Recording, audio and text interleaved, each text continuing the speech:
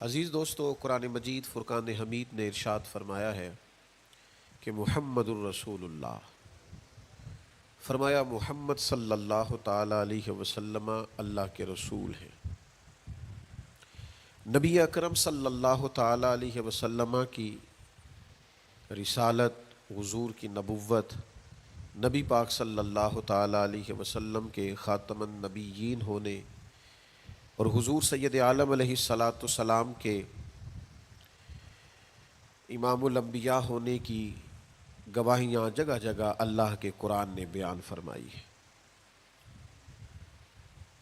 نبی کریم علیہ السلام اللہ کے سچے رسول ہیں، اس کے دلائل اتنے زیادہ روشن ہیں کہ وہ سورج سے بھی زیادہ روشنی دیتے ہیں، چاند سے بھی زیادہ تابناک ہیں۔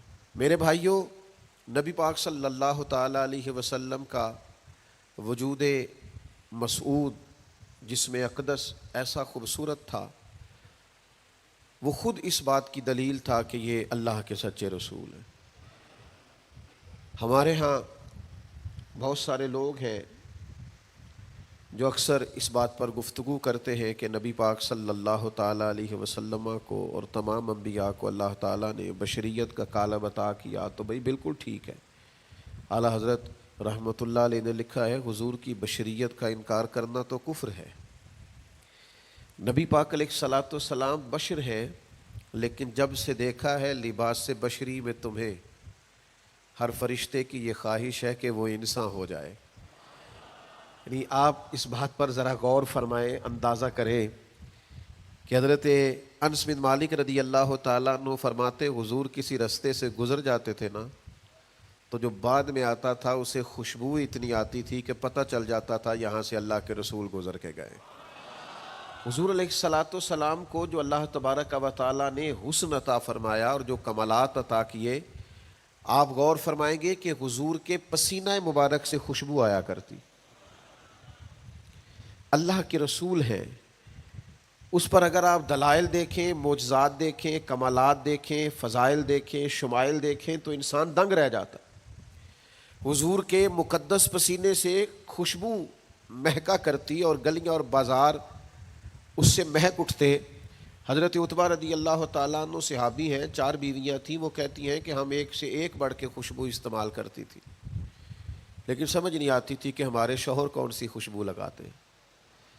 ہم باوجود کوشش کے، باوجود ہمت کے اور باوجود تجسس کے وہ خوشبو نہیں پاتی تھی۔ تو ایک دن ہم چاروں نے فیصلہ کیا کہ ان سے پوچھ ہی نہ لیں وہ کون سی خوشبو لگاتے ہیں۔ تو ہم نے پوچھا کہ بتائیے، تو کہنے لگے میں نے تو کبھی لگائی نہیں۔ تو ہم نے کہا بھئی آپ ایسے ہی تو دعویٰ نہ کیجئے، ہم نے پوری جد و جہد کر لی، اور پھر عورتوں کا چیزوں کو تلاش کرنا یہ تھوڑا انفرادی بھی ہوتا ہے، ہمیں وہ رنگ نہیں ملا خوشبو کا، وہ انداز جو آپ کا ہے۔ تو فرمانے لگے اصل بات یہ ہے کہ میرے کمر پر کچھ تکلیف ہو گئی تھی، کچھ ایسی چیزیں ابھر آئی تھی جو تکلیف کا باعث تھیں، تو میں پھر حاضر ہوا رسول پاک کی بارگاہ میں۔ تو نبی کریم علیہ السلام نے فرمایا کرتا ہٹائیے گا، تو میں نے کچھ کرتا ہٹایا تو کریم نے دست مبارک پھیرا، بس ظلمت کو ان کے نور نے کافور کر دیا، جس پر پڑی نظر اسے بھی نور کر دیا۔ تو محمد صلی اللہ تعالی علیہ وسلم اللہ کے رسول ہیں، اس پر اتنے دلائل ہیں، یہ اتنا آفتاب سے روشن مسئلہ کہ یعنی آپ شمار کرتے جائیں، آپ گنتے جائیں، آپ سیرت کو پڑھتے جائیں، آپ فضائل کو پڑھتے جائیں، کمالات کو پڑھتے جائیں، تو مرحوم اعظم چشتی کا ایک جملہ اتنا فٹ آتا ہے کہ یہ سارا مضمون اس میں سمٹ جاتا ہے۔ وہ کہتے ہیں تیری حیات پاک کا ہر لمحہ پیغمبر لگے، یعنی لمحہ لمحہ بتاتا ہے کہ آپ اللہ کے سچے رسول ہیں، ایک ایک گزرنے والی گھڑی بتاتی ہے کہ آپ اللہ کے سچے رسول ہیں۔ حضور کا مسکرانا بھی بتاتا ہے کہ سچے رسول ہیں، نبی پاک علیہ السلام کا دیکھنا بھی بتاتا ہے کہ حضور اللہ کے سچے رسول ہیں۔ حضور تو کسی پر جلال بھی کر دینا تو بھی پتہ چلتا ہے اللہ کے سچے رسول ہیں۔ یعنی حضور علیہ الصلاۃ والسلام کھانا تناول فرمائیں یا آرام فرمائیں، آپ ذرا یہ انوکھا پن ملاحظہ فرمائیے گا، یہ انداز ذرا دیکھیے گا کہ ایک صحابی نے آ کے عرض کی یا رسول اللہ صلی اللہ تعالی علیہ وسلم، میری بیٹی کی شادی ہے، تو خوشبو کی بڑی ضرورت ہے. تو مہربانی فرمائیں، کرم نوازی کریں. عرب شریف کے اندر خوشبو بڑی مہنگی ہوتی تھی، آج بھی وہاں خوشبو بڑی مہنگی ہے اور خوشبو کا استعمال بھی بہت زیادہ ہے. تو اس صحابی نے آ کے عرض کی، یا رسول اللہ صلی اللہ تعالی علیہ وسلم، خوشبو مل جائے، میری بیٹی کی شادی ہے. تو حضور علیہ السلام نے فرمایا ایک لکڑی لے آؤ اور ایک بوتل، ایک شیشی لے آؤ. وہ لے کے آئے تو محبوب نے نا لکڑی کے ساتھ اپنا پسینہ، تیری حیات پاک کا ہر لمحہ پیمبر لگے، حضور نے وہ پسینہ مبارک اتار کے اس شیشی میں ڈال دیا. فرمایا جا جا کے استعمال کر، اللہ تبارک و تعالی بہترین خوشبو عطا کرے گا. حضور علیہ الصلوۃ والسلام کا سارا وجود نور. یعنی ہمارے ہاں کسی آدمی کے منہ سے تھوک نکلے یا لعاب نکلے تو لوگ اس سے گھن محسوس کرتے ہیں، جگہ جگہ لکھا ہوتا ہے تھوکنا منع ہے. لیکن نبی کریم اگر لعاب دہن لگا دینا مولا علی کی آنکھوں پر تو شیر خدا فرماتے ہیں مجھے پہلے سے بھی زیادہ بہترین نظر آنا شروع ہو جاتا ہے. اللہ کے محبوب صلی اللہ تعالی علیہ وآلہ وسلم کے پورے وجود نور کو جیسے جیسے دیکھتے جائیں محسوس ہوتا ہے کہ تیری حیات پاک کا ہر لمحہ پیمبر لگے. حضرت عبداللہ ابن سلام رضی اللہ تعالیٰ عنہ فرماتے میں گفتگو کرنے آیا تھا، حضور علیہ الصلوۃ والسلام کے دین کے بارے میں کچھ معلومات کرنے آیا تھا، اور میں تورات کو پڑھنے والا تھا، اہل یہود کے علماء میں سے آپ کا شمار ہوتا تھا. اپنے کچھ لوگوں کے ساتھ آئے. فرماتے ہیں نبی کریم صلی اللہ تعالیٰ علیہ وسلم اونٹنی پر تشریف فرما تھے اور صلہ رحمی کے متعلق کچھ گفتگو کر رہے تھے. میں نے حضور کی گفتگو سنی. محبوب کا لباس مبارک مہنگا نہیں ہوتا تھا پر نہایت ہی اجلا ہوتا تھا، نہایت سادہ ہوتا تھا، نہایت باکمال ہوتا تھا. فرماتے میں نے اونٹ پر بیٹھے ہوئے محبوب کے لباس کا، بات کرنے کا، نفاست کا، ہاتھ اٹھانے کا وہ انداز دیکھا، اور جھکی جھکی نظریں اور معصوم لہجہ اور گفتگو میں سلاست اور روانی اور ٹھہرے ٹھہرے جملے اور لفظوں کا وہ ایک خوبصورت ریدھم. فرماتے ہیں وہ سارے انداز میں نے دیکھے تو میں جو بات کرنے آیا تھا مجھے بھول ہی گئی. لباں تے موہراں لگیاں، بولن دی جاچ ہی بھول گئی، ایتھے زباناں تائیں کھولن دی جاچ بھول گئی. فرماتے ہیں میں کوئی بات ہی نہ کر سکا. جیسے ہی محبوب کے قریب گیا میں نے فوراً عرض کیا مجھے کلمہ پڑھا دے، میں مسلمان ہونا چاہتا ہوں. یہ آج جو لوگوں کی طبیعتیں الجھ سی گئی ہیں نا، آج یہ جو بے شمار باتیں، بے شمار گفتگو، سوشل میڈیا کا بے دریغ اور بے ہنگم استعمال اور ذہن کو ہر وقت تھکائے رکھنا اور طبیعت کو ہر وقت اوور تھنکنگ کرتے کرتے اپنے آپ کو پریشان کر دینا، یہ جو ساری بے چینی ہے، یہ جو سارا اضطراب ہے، یہ جو ساری ہماری طبیعتیں الجھ سی گئی ہیں. ہر آدمی کو دوسرا دشمن نظر آتا ہے اور ہر ایک کو دوسرا اپنا مخالف دکھائی دیتا ہے، اور معاشرے کے اندر بسنے والا ہر آدمی لالچی دکھائی دیتا ہے. محسوس ہوتا ہے سارے شہرت کے لیے لگے ہوئے ہیں، سارے اقتدار کی جنگ لڑ رہے. یہ جو ہماری ساری بدگمانیاں ہیں اس کی بنیادی وجہ یہ ہے کہ ہم ادھر ادھر تو کھول کے دیکھتے ہیں، اپنے محبوب کی بارگاہ کی طرف نہیں دیکھتے. ہم جب حضور علیہ السلام کی پرکیف شخصیت کو دیکھیں گے، فضائل دیکھیں گے، کمالات دیکھیں گے، معجزات دیکھیں گے، نعت پاک کی طرف توجہ کریں گے، اخلاق عالیہ کو دیکھیں گے، حسن کردار کو دیکھیں گے. دنیا میں وہ لوگ بڑے عظیم ہوتے ہیں جو نبی پاک علیہ الصلوۃ والسلام کی محبت میں پوری طرح محو ہو جاتے ہیں. آپ یقین کریں جو دروازہ رسول تک پہنچ جاتے ہیں ان کا سفر ہی ختم ہو جاتا ہے. جو حضور کی بارگاہ تک پہنچ جاتے ہیں ان کے ذہن کی مشقت پھر ختم ہو جاتی، انہیں منزل نصیب ہو جاتی. وہ لوگ اس طرح کے ہو جاتے ہیں کہ اب زندگی میں ایک ٹھہراؤ آ گیا، اب سکون نصیب ہو گیا، اب اطمینان قلبی مل گیا، اب مقصود ہاتھ آ گیا ہے، منزل مل گئی ہے. نوجوانوں بہت زیادہ نہ الجھا کرو یار، بہت زیادہ پریشان نہ ہوا کرو. جب دل بڑا گھبرا جائے نا تو اپنے نبی پاک کی سیرت کو پڑھا کرو، حضور کے احوال شریفہ کا مطالعہ کیا کرو، ان کے حسن کی بات دیکھا کرو، جمال کی بات دیکھا کرو، کمال کی بات دیکھا کرو، محبوب کے بانٹنے کا انداز دیکھا کرو، نوازنے کا انداز دیکھا کرو، نبی پاک کا دشمنوں کو معاف کرنے کا رنگ دیکھا کرو، حضور کا عطا کر دینے کا انداز دیکھا کرو. معاشرے میں، سوسائٹی میں ہر طرف بے راہ روی ہے، سارے دشمن ہیں، لیکن محبوب تبلیغ بھی اطمینان سے کرتے ہیں، ان کو دعوت توحید بھی مطمئن ہو کے دیتے ہیں، اور جب ان کے لیے دعا کرتے ہیں تو پھر بھی پوری دل جمی کے ساتھ دعا کرتے ہیں۔ یہ خاص ٹھہراؤ آپ کو حضور کی بارگاہ تک جانے میں ملے گا۔ ہم نا رسمی سی محفل کرتے ہیں، رسمی سا میلاد، رسمی سا معراج، رسمی سی سیرت، رسمی سی باتیں، وہ جو خاص ایک کیفیت ہوتی ہے نا امتی کی پوری طرح محبوب کے قدموں سے جڑ جانا، یہ والہانہ پن کبھی ملے نا، والہانہ پن، یعنی حضرت طلحہ بن برا رضی اللہ تعالیٰ عنہ کی نبی کریم سے ملاقات ہوئی، حضور سے ملے اچانک، اور دوڑ کے جا کے نا تو نبی پاک کے قدموں سے لپٹ گئے، اور پھر لپٹے ہیں اور والہانہ انداز ہے اور وارفتگی دکھا رہے ہیں اور عشق کا مظاہرہ کر رہے ہیں، اور پھر اسی درد اور تڑپ میں عرض کرنے لگے حضور مجھے کوئی حکم کرے میں فوراً تعمیل ارشاد کروں گا، کچھ فرما دیں۔ یہ والہانہ پن، یعنی کبھی آپ بڑے بے چین ہو تو کہیں یار کھولو سیرت کی کتاب، اپنے نبی کا کوئی ذکر پڑھتے ہیں، کھولو فلاں آدمی کو سنے جو حضور کے عشق کی بات کرتا ہے، آؤ کوئی نعت پاک کا نغمہ چھیڑ دے جو ہمارے دلوں کو ٹھنڈا کرے، آؤ کوئی قرب پائے حضور کے دروازہ نور کی طرف سفر کرے۔ ہم کہاں الجھے ہوئے ہیں، کہاں سکون تلاش کر رہے ہیں، کہاں ہم نے اپنے آپ کو الجھا دیا ہے، کن بے معنی اور بے مقصد باتوں میں ابحاث اور بحثیں کر کر کے اپنے آپ کو پریشان کیے ہوئے ہیں۔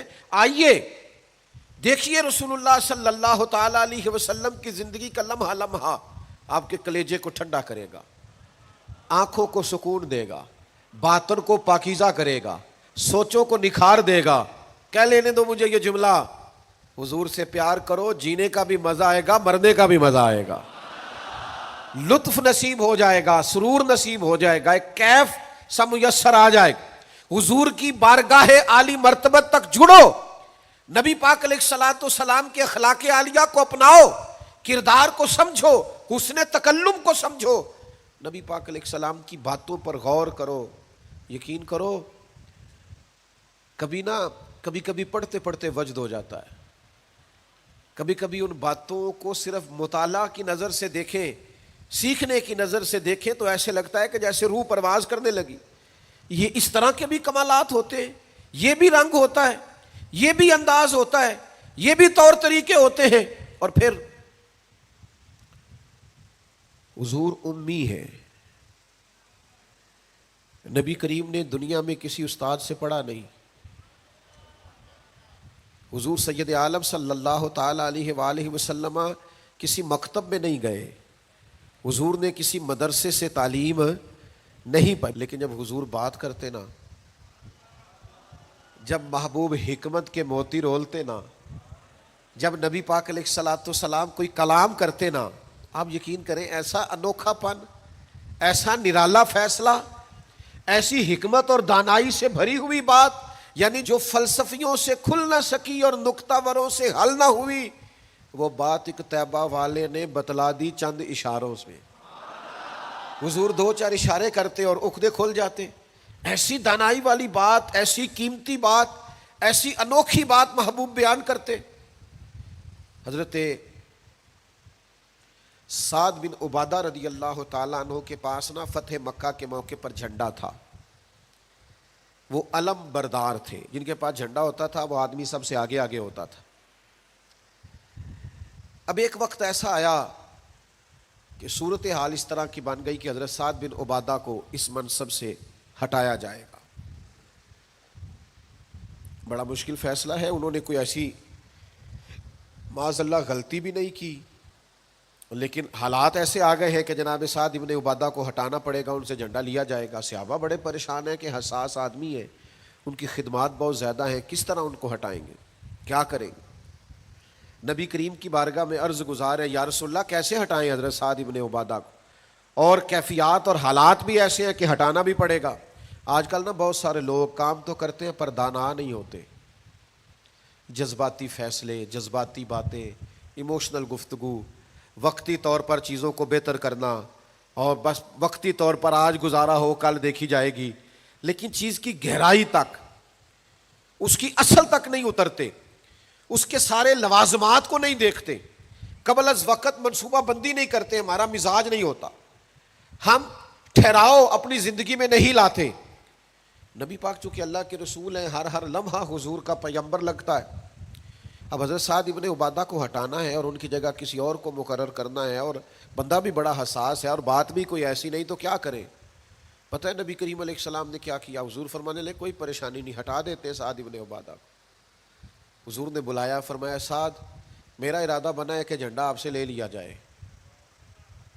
حضرت سعد ابن عبادہ نے ابھی گردن جھکائی تھی تو حضور فرمانے لگے میرا ارادہ ہے آپ سے لے کے آپ کے بیٹے کو دے دیا جائے.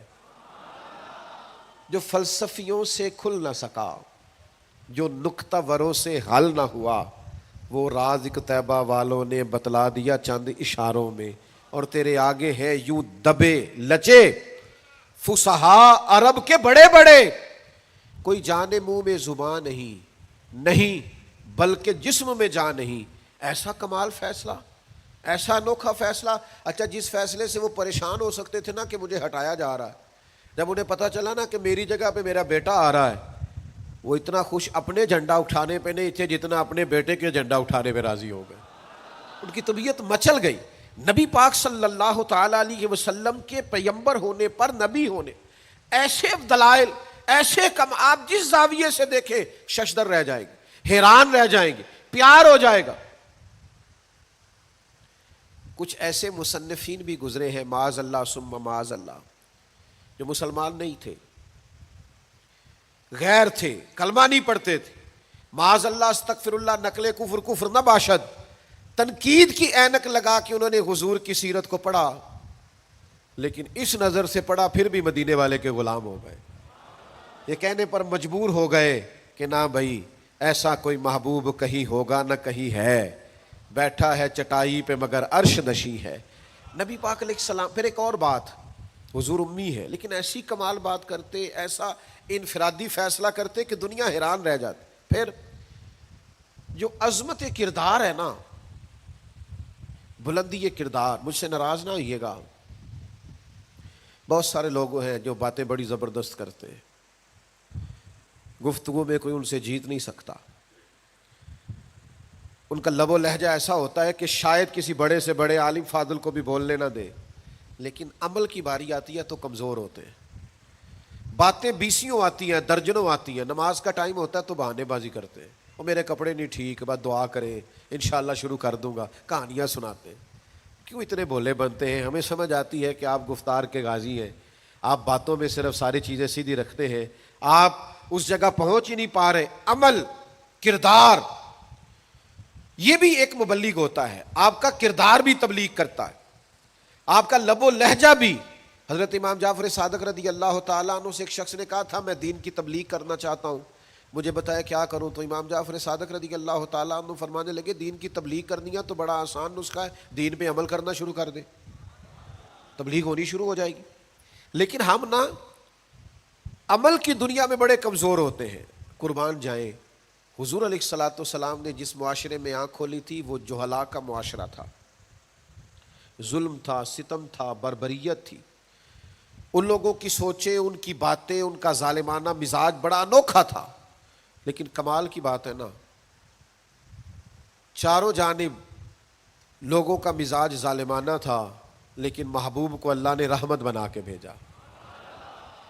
ہر طرف لوگ ناانصافی کی بات کرتے تھے، لیکن محبوب نے انصاف کے بول کو ہمیشہ بالا رکھا، اس ترازو کو ہمیشہ بلند رکھا. ہر طرف لوگ حق کھا جاتے تھے، لیکن محبوب نے فرمایا حق کھایا نہیں جائے گا، حق دلایا جائے گا. کردار دکھایا، کردار. وہ جو تیری جان کے دشمن ہیں وہ بھی کہتے ہیں، وہ جو تیری جان کے دشمن ہیں وہ بھی کہتے ہیں امین تو ہے، صداقت کی آبرو تو ہے.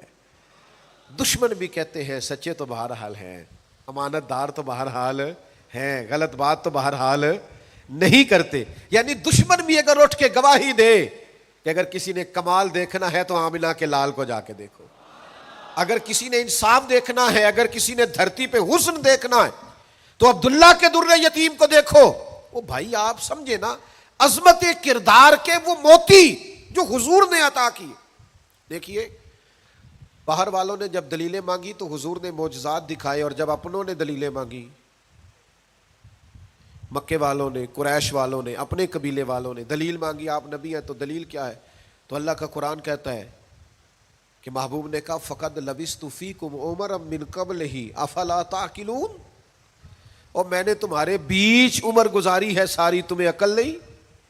میں کوئی باہر سے نہیں آیا، میں نے 40 سال تمہارے اندر گزارے ہیں، میرے جیسا کوئی سچا ہے تو دکھاؤ، کوئی دیانتدار ہے تو دکھاؤ، کوئی پاکیزہ مزاج ہے تو دکھاؤ، کوئی اس طرح کا ستھرا ہے تو دکھاؤ، کوئی اس طرح کا مزکی ہے تو دکھاؤ، تمہارے بیچ میں نے وقت گزارا ہے۔ باقیوں کو نبی پاک نے معجزات بطور دلیل دیے، اور جب اپنوں نے دلیل مانگی تو حضور نے فرمایا میری سیرت دیکھ لو، میرا کردار دیکھ لو، میرے شب و روز دیکھو، فقط لبثت فیکم عمرا من قبل، میں نے اس سے پہلے عمر کا حصہ تمہارے بیچ گزارا ہے، افلا تعقلون، تمہیں عقل نہیں؟ دوستو تھوڑا سا نا کردار پر بھی توجہ کرنی پڑے گی، اپنے آپ کو تھوڑا سا تبدیل کرنا پڑے گا۔ میں آپ کی خدمت میں عرض کروں، دولت سے لوگوں کو جیتا نہیں جا سکتا، دولت تو لوگوں کو لالچی بنا دیتی۔ آپ کسی کو پیسے دیں، 10,000 دیں، اگلی دفعہ وہ 25 مانگے گا، تو آپ 50 دیں، اگلی دفعہ لاکھ مانگے گا، اس کی بھوک تو بڑھتی ہے۔ آپ عہدے کے زور پر بھی لوگوں کے محبوب نہیں بن سکتے، اس لیے کہ پھر وہ شخصیتوں سے پیار نہیں کرتے، کرسیوں سے پیار کرتے۔